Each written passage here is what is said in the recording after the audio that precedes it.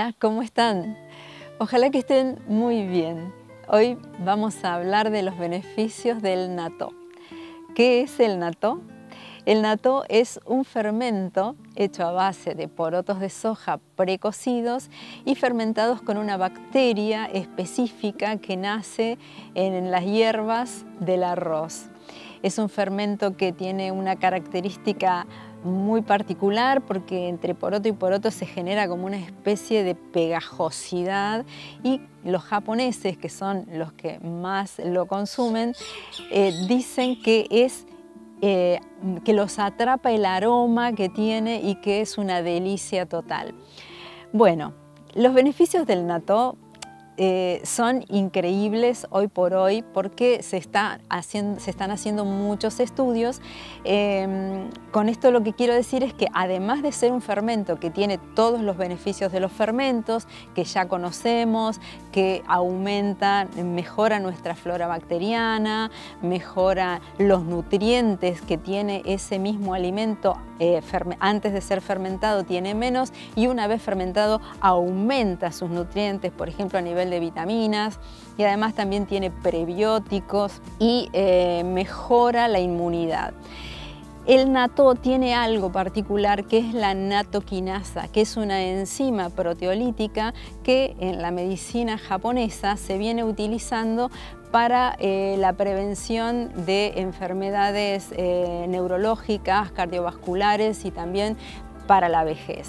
Ahora hay estudios más específicos que han detectado que la combinación de esta enzima que se llama nattokinasa combinada con el alto contenido de vitamina K que tiene este fermento aumenta la densidad esquelética. Por lo tanto, está siendo muy usada, pero ya en todo el mundo, para aumentar la densidad del esqueleto en postmenopausia.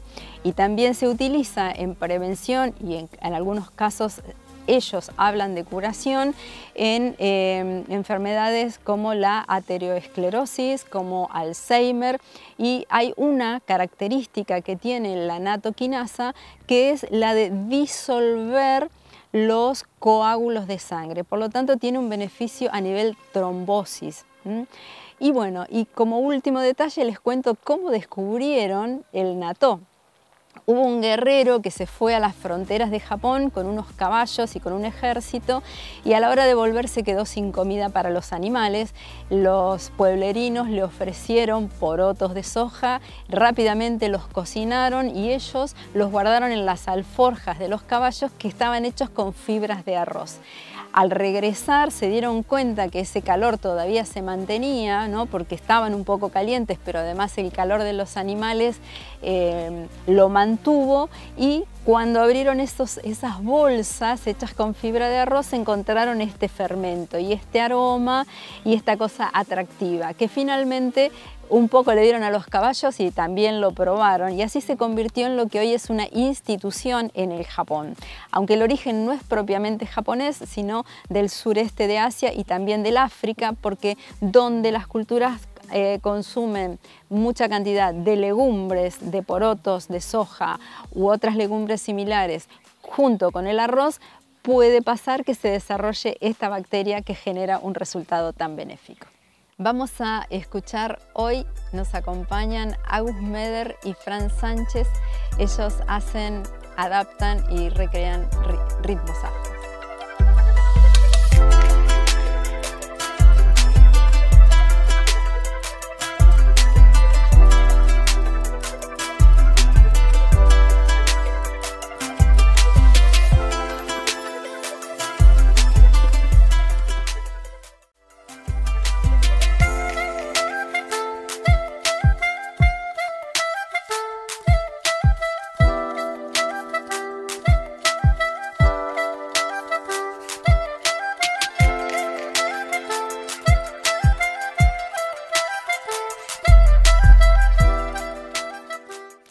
Vamos a preparar una sopa antirresfrío que tiene que ver con la cultura japonesa. No podemos hacer una reproducción exacta de esa receta, pero nos vamos a acercar bastante, especialmente con los ingredientes.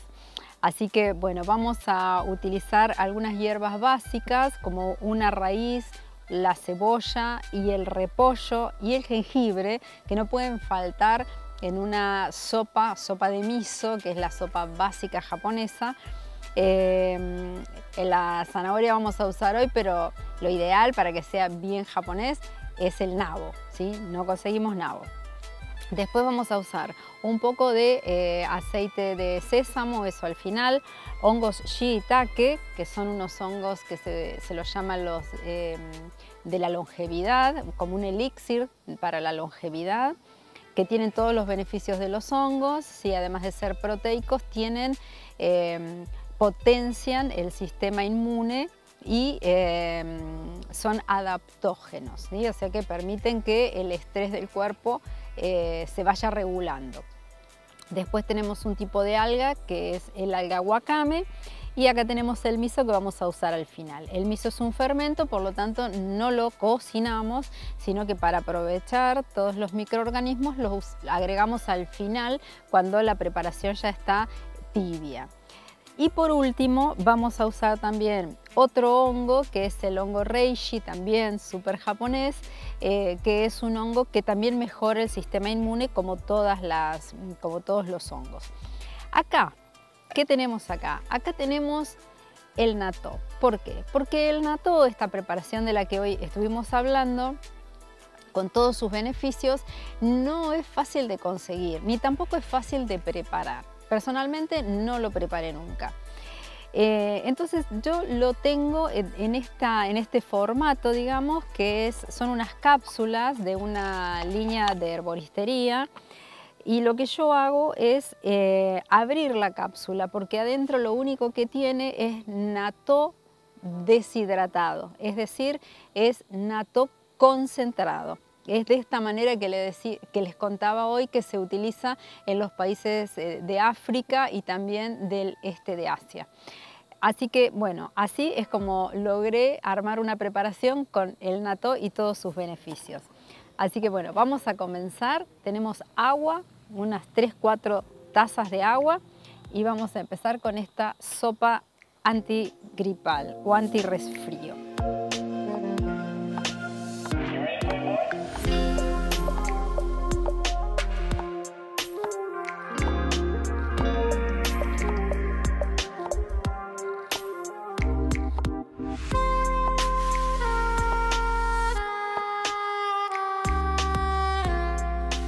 La cebolla es un allium, y siempre en la alimentación naturista la relacionamos siempre con los beneficios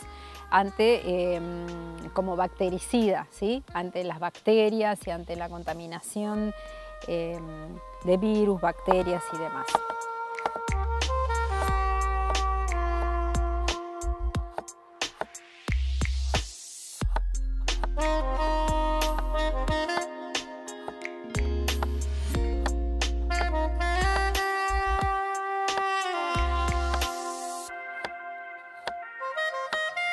Las raíces todas son equilibrantes, porque vienen del centro de la tierra, entonces nos aportan esa estabilidad al organismo. El repollo, las hojas de repollo son súper alcalinizantes, así que si te estás por pescar una gripe o un resfrío, el repollo te va a hacer súper bien.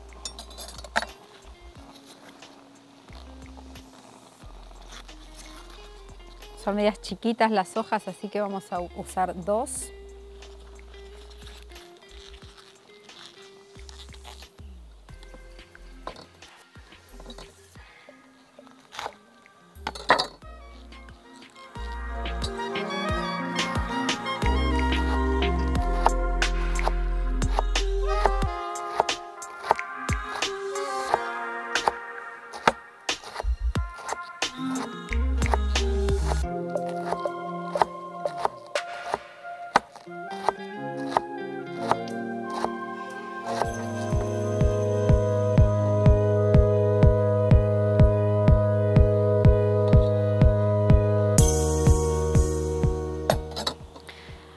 agregamos entonces 1 o 2 hongos shiitakes que en los 15 minutos que va a llevar la cocción se va a hidratar y cocinar a la vez.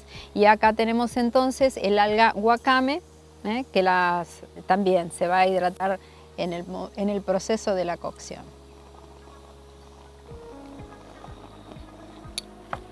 Bueno, entonces ahora nos queda el jengibre, que no nos puede faltar, así que vamos a pelar un poquito, un trozo de jengibre.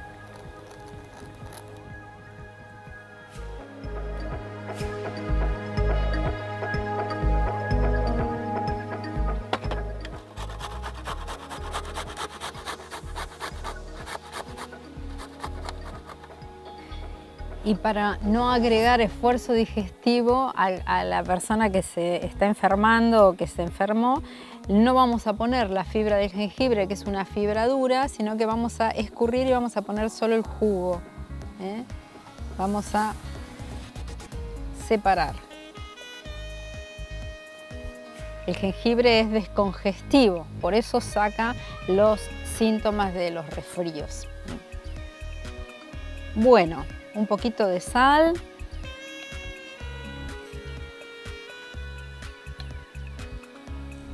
Sal marina, sal integral. Y nos quedan para el final el resto de los ingredientes. Esto vamos entonces a dejar que esto hierva unos 15 minutos aproximadamente, no más.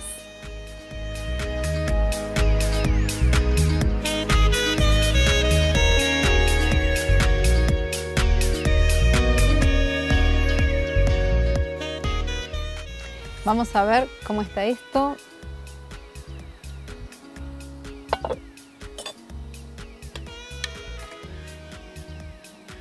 Listo.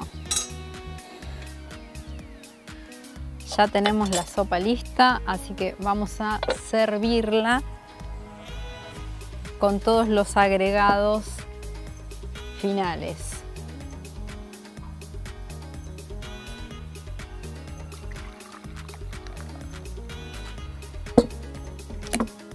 Vamos a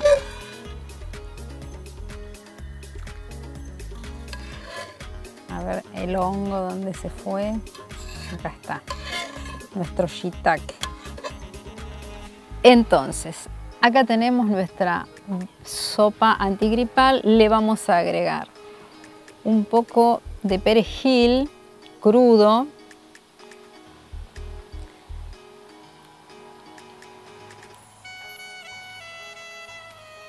Acá tenemos vitamina C.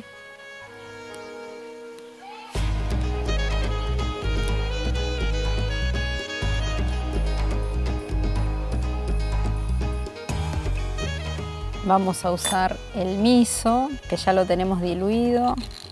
Vamos a usar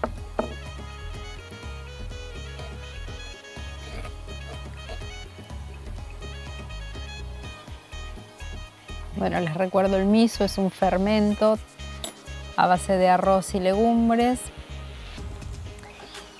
Y acá tenemos el aceite de sésamo. Listo, entonces, acá tenemos, entonces vamos a agregar también en frío el hongo reishi. Hongo reishi, súper medicinal. Se los recomiendo muchísimo.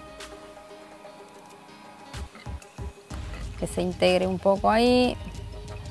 Y por último vamos a poner el natto. Yo lo utilizo así, ¿sí? Lo saco de la cápsula y pongo este polvo a esta.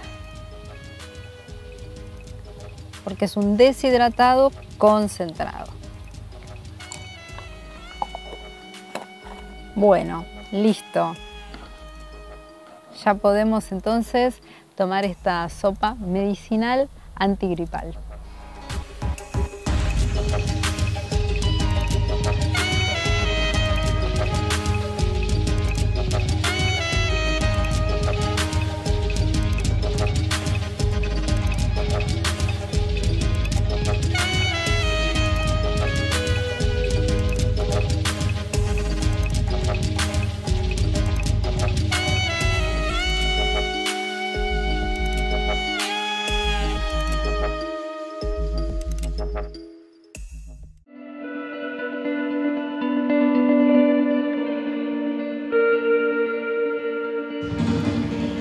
estamos presentando la segunda parte de una entrevista que comenzó el programa anterior con Ceci Morales sobre neurodiversidades o neurodivergencia, donde ella nos explica que estas diferencias que tenemos las personas las debemos observar y atravesar desde la igualdad.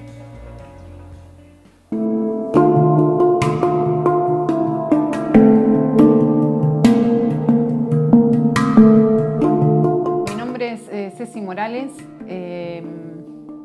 soy una persona que fue diagnosticada hace 5 años con autismo y bueno, me gustaría compartirles algunos conceptos que está bueno que compartamos, que tienen que ver, digamos, con la neurodivergencia, ¿no? Me parece que es un poco eso, lo que se pide es mayores oportunidades para poder vivir la vida de la misma manera que otras personas viven, ¿no? En cuanto a oportunidades. Poder ir, yo siempre cuento en la infancia de mi hijo hace más de 10 años, más o menos, y todavía a veces nos sigue pasando. Ir a la plaza es una situación bastante incómoda, donde a veces yo pasé bastantes momentos, ¿no? Me enojaba a veces porque la mayoría de los niños son muy curiosos y miran mucho, sin disimulo, ¿no? Eso es como puro, pero te das cuenta que hay algo que les llama mucho la atención, que es que un niño sea diferente a ellos, en el sentido de que a lo mejor se mueva distinto, se ría distinto, o haga cosas que llaman la atención, ¿no? Entonces, bueno, a mí al principio eso me costaba un montón, me enojaba tal vez.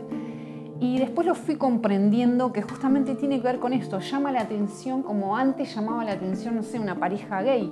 Y hoy capaz que los niñitos lo tienen incorporado, porque esto se empezó a hablar en las escuelas, que hay otras formas de amor. Y me parece que hay algo parecido con la discapacidad, ¿no? Las discapacidades, ¿no? Porque siempre generalmente se nos viene como la persona en silla de rueda, ¿no? Como la discapacidad motriz, como la que más tenemos representada.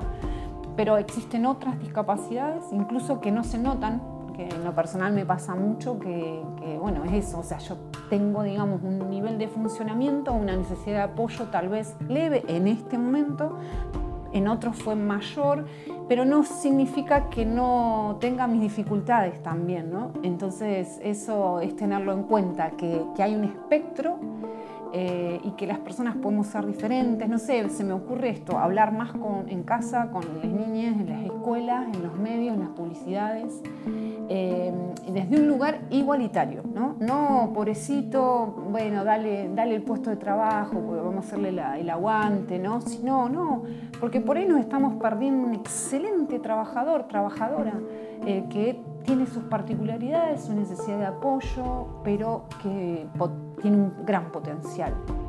Siento que la relación también con el colectivo, digamos, de la neurodivergencia y la discapacidad en sí, es que por supuesto que siempre, va a venir bien el cambio de hábito porque somos personas, entonces como tal, como a todos, siempre un abordaje integral de la vida suma, ¿no? Eso en principio. En segundo lugar, tener en cuenta que a veces tal vez esa persona en situación de discapacidad puede que no sea capaz de poder llevar adelante esos hábitos, pero tal vez su cuidador, cuidadora, mamá, papá, o quien esté a su cargo, sí puede ofrecérselos, y me parece súper importante porque va a ser siempre un beneficio para esa persona, para su salud en general, ¿no? Independientemente de que no es que le va a mejorar tal vez la discapacidad en ese área, pero sí su salud en general. En lo personal puedo contar que parte, digamos, de mis apoyos, a partir de haber recibido el diagnóstico de autismo en la adultez, que incluye altos grados de ansiedad y algunas otras cuestiones en mi área de la salud mental, yo los trabajé y los sigo trabajando a partir del cambio de hábitos de mi vida diaria, que incluye así una rutina de sueño, una X cantidad de horas de sueño e intentar respetarla, muchos cambios en la alimentación que por supuesto son difíciles de llevar a cabo, sobre todo por las cuestiones sociales, por los encuentros, a veces porque unas cuestiones económicas, digamos, pero no imposible. Al contrario, yo creo que estimulo ir por ahí. El tema de los vínculos, ¿no? Cómo identificar cuando un vínculo hace bien, cuando el entorno no hace bien, lo mismo en los trabajos, eso de lo que hoy se habla bastante, que serían los hábitos de vida y de salud, son súper importantes para todas las personas y por supuesto para nosotros las personas con discapacidades nos vienen muy bien. Lo he también incorporado en la vida de mi hija, Valentino, y bueno, y vamos, ¿no? No es algo que uno ya incorpora una vez y ya está, sino que es en el día a día. Es como un día te sale bien, por ahí vas para atrás y otra vez, un poquito así, pero súper interesante e importante ahí cuidarnos.